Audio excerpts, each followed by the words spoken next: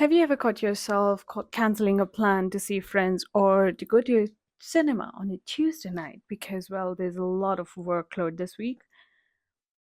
Or forget that. How about your Instagram feed? How many times have you ended up scrolling through every single one of those financial gurus telling you need 10 side hustles just to keep yourself afloat, or thought of starting a YouTube channel or a TikTok page or Instagram page to monetize it and become a content creator, or even tried those affiliate programs as one of those side hustles? Guilty. And I get it, the economy is down bad and we're just on the last thread of major recession, and those side hustles might just save you one day.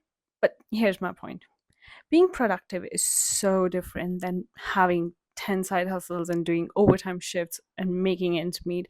And then to normalize it to the point where not doing something productive kind of feels like a sin. The rise of hustle porn on social media, stories of the CEO who sleep only 4 hours, or influencers who work like 18 hours a day, this kind of creates a societal pressure to always be on. The concept of true Sabbath, a day of genuine rest without guilt, feels impossible. And I know that because I work on the weekends, and every Sunday I go to work, I talk to people and tell them, oh, I wish people listen to the word of God and followed the day of Sabbath. We don't. I work on Sundays. It is annoying. Also, that the productivity culture encourages us to systemize every single aspect of our lives, turning leisures and personal growth into another form of labor. Here's my own example for you. I love watching movies. And currently, I have this goal to watch at least 300 films this year. And on Sundays, I just watch a film to add one more to the list and not to enjoy my favorite mediums of storytelling. It is kind of sad. And same goes for reading. There was a point when I started posting book recommendations, probably coming from the fact that every single reader around me read 200 plus books that year, and I just read 10.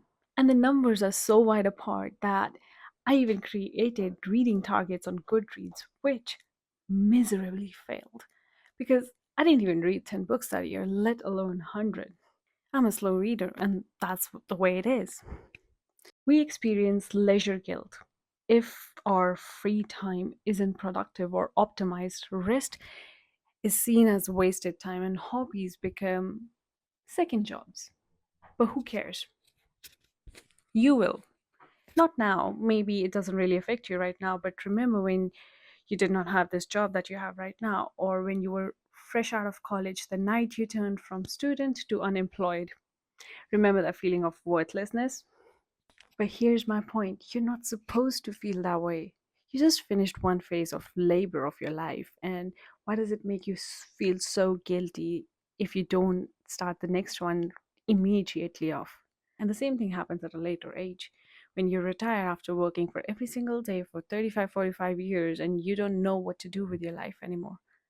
And that thing kind of eats you up. I have a friend. He really works hard. He wakes up and goes to work early, takes calls outside his working hours, finishes work 30 minutes to an hour late every day. And I can be rest assured he is working right now. And he also makes presentations on the weekends because, well, there's a lot of workload. Maybe, just maybe, Bunny was right. Not entirely. Maybe just a little bit when he said, ऐसे किसी भी life किसको जीनी. Now, I'm not saying to quit your job or don't have side hustles or don't challenge yourself to read more or watch more movies or develop new skills, and just don't use your me time for self development or personal growth. You're not a constant project to be working on. Instead, maybe use that time and spend it with your loved ones, the nature, or just yourself. Your company will replace you in days you can count on one hand, and that monetized money will be like George Orwell's success one day. But there will be people coming to your grave. You don't want them to miss you, wishing you spent more time with them. Until next time.